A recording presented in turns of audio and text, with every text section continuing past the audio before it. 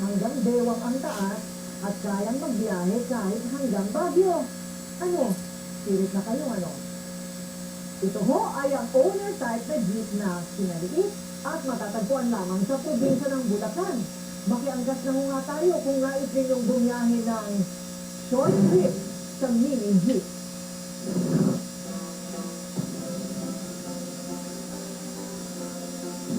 Sa isang bayan sa Bulacan, Marilao ang ngalan.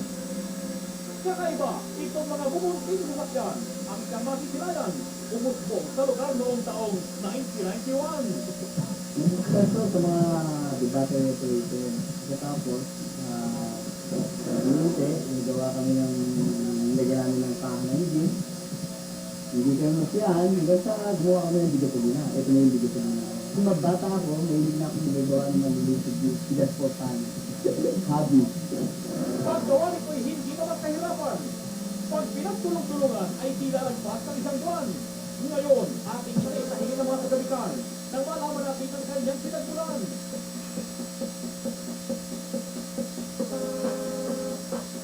Kakayahan niya ay di kayang tawaran, kayang humila ng mas malaking sasakyan. Kahit pag-mini kung tagurian, sakay ay dilimitado sa apatan.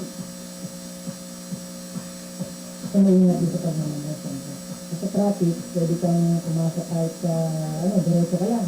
Hindi ka na yung nata-traffic na, basta pasok lang, pwede lang pumasok. Hindi lang matanda ang pwede magdala ng sasakyan ito. Basti bata, pwede itong imaniobra. Madali lang mo ito i-drive dahil at mas abante lang po sa at preno lang mo at saka abante ang mga apakan. Okay. Ayo'y hingkit na hingkit na, sige na at magpagawa. Pero teka muna, alamin muna natin kung magkano ang isa. Ang bato na po ito, binakot ng 55,000. Simula kami doon sa 38,000, pero yung una, yung pinturado, ginawa namin yung pinturado, tapos nilagyan namin ng man.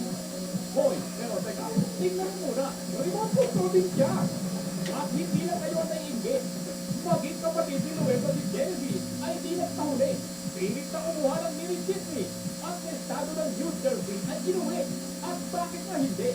Itong jeep na bumuit, tunay na lithang Pinoy na may pagmamalaki. Maganda po. Ayan, at tingnan kung paano tayo ang talong ay humanga. Nakiangat pa. Sumama ng mini jeep ay rumapa sa Madison Square sa New York City ay kasamang gumala. Ano, akala niyo ba kami nanonood na lang? Sino ang nagsabing kami nagpalawang? Para sa inyong nais, Ginoel ay tularan. Kung mga interesado magbuo, kung nangyari lang na pumunta rin, maging ko at tignan nila kung paano ginagawa ito para makatulong ako sa inyo sa kanila. May mahigit na roong 20 ang nagagawa ni Mang Noel Giron sa mga mini jeep nito. Sa katunayan nga ho, ang dalawa ay gumagana sa kakabangan ng EDSA at namamasyal sa SM Mega Mall. Karaniwan hong mayroong mini jeep ay ang kanyang mga kaibigan lamang, pero kung nais ninyong magpagawa rin ng mini jeep, sadyain nyo lamang daw ho siya sa Santa Rosa 1, Marilao, Bulacan.